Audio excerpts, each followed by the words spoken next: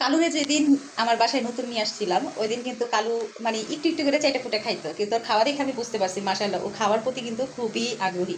So Kalu এখন কিন্তু পুরনো হয়ে গেছে, মানে আমার বাসায় 10-12 দিন হয়ে গেছে ও আমার বাসায় আসছে।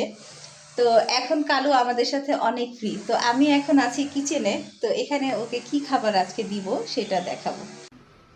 সুন্দর করে মিষ্টি কুমড়া দিয়ে চিকেন দিব।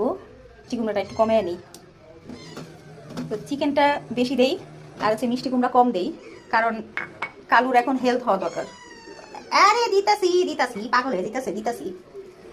তো আমার প্রত্যেকটা বিড়ালকেই আমি সবজি কম আর হচ্ছে চিকেন বেশি দেই, কারণ হচ্ছে ওদের শরীর স্বাস্থ্য ভালো হওয়া দরকার।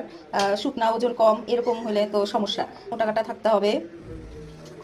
তো এই তো কালুর খাবার মাখা শেষ প্রায়, দিচ্ছি। কালু চিকেন স্টকটা খাইতে খুবই পছন্দ করে, ওকে হচ্ছে সাইডে চিকেন স্টক দিয়ে দিব।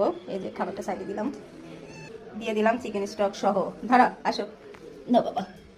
কালু মাসাল্লাহ সারাদিনে 5-6 বার করে আমার পিছে ঘুরে 5-6 বার খাওয়া দাওয়া করে। সবাই কিন্তু অবশ্যই মাসাল্লাহ বলবেন কালুর জন্য।